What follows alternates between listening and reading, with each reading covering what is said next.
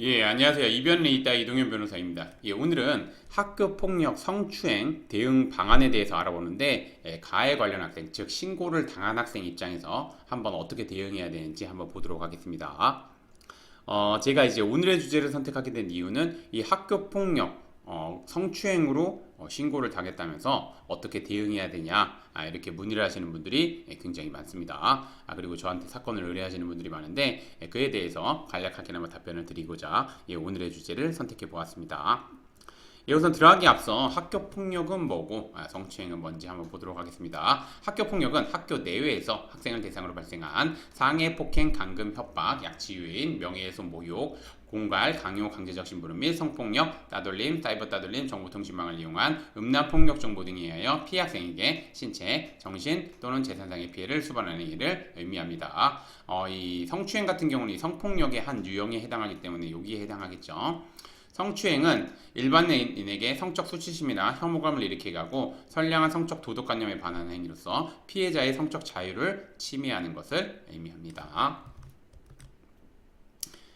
그래서 보시면 오늘의 주제인 성추행 대응 방안 가해 관련 학생의 입장에서 학교 폭력 성추행에 가해 관련 학생이 된 경우 추행한 사실이 있는 경우가 있고 추행한 사실이 없는 경우가 있겠죠. 추행한 사실이 없는 경우가 있고 추행한 사실이 있는 경우가 있겠죠. 그럼 추행한 사실이 없다면부터 먼저 알아보도록 하겠습니다.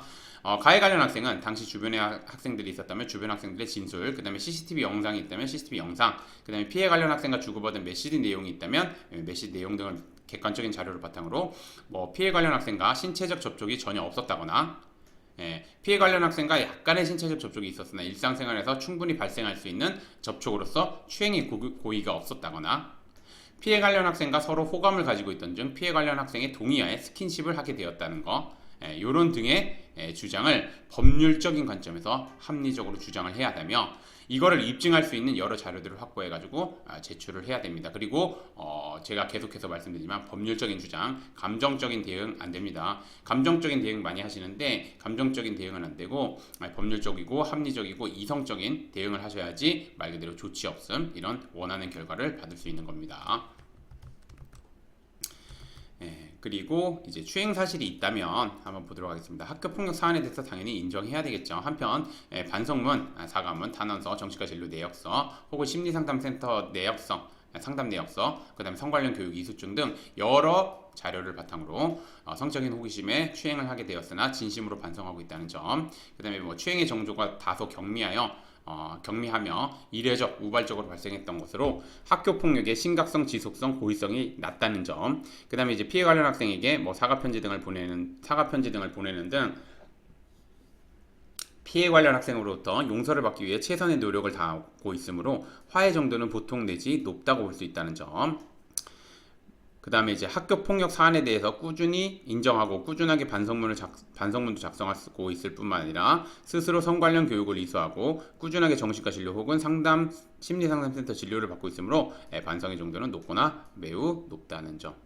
이렇게 등에 대해서 법률적인 관점에서 합리적으로 주장을 해야지 3호 이하의 조치를 받을 수 있습니다. 제가 3호를 기준으로 잡는 이유는 뭐냐면 여기 적혀 있지만 3호 같은 경우는 학교에서 봉사로 생기부에 기재가 안 됩니다. 생기부에 기재가 안 되기 때문에 3호 이하 조치를 받는 방향으로 사건을 진행해야 됩니다. 그리고 이 가로 안의 내용은 제가 설명 안 드렸는데 설명을 드리면 학교폭력대책심의위원회는 비록 이제 화해가 되지 않더라도 즉 합의가 되지 않더라도 화해를 하기 위한 노력한 부분에 대해서 점수를 주게 됩니다. 반영해가지고 그렇기 때문에 노력을 적극적으로 하셔야 된다는 부분 다시 한번 말씀드리겠습니다. 그래서 요거는 제가 진행했던 사건이고 여기 보면은 성폭력 등 관한 행위는 가행이라고 판단할 수 없으므로 증거가 불충분하로 조치 없음. 그러니까 요 성폭력이 성추행 사안이었던 겁니다. 상대 학생이 이제 신고했던 부분이.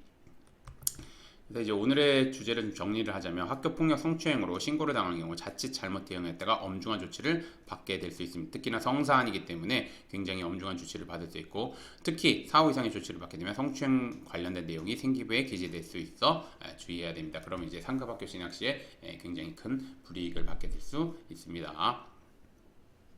그래서 우선은 제가 말씀드리고자 하는 건 뭐냐면 학교 폭력 성추행으로 신고를 당했으면, 즉 가해 관련 학생이 됐다면 아무리 가벼운 사안이라고 하더라도 변호사님의 도움을 받아서 좀 법률적인 주장을 하면서 이제 말 그대로 추행을 하지 않았다면 추행을 하지 않은 대로, 추행을 했다면 추행을 한 대로 적극적으로 준비를 하고 주장을 하고 해야 되는 부분입니다.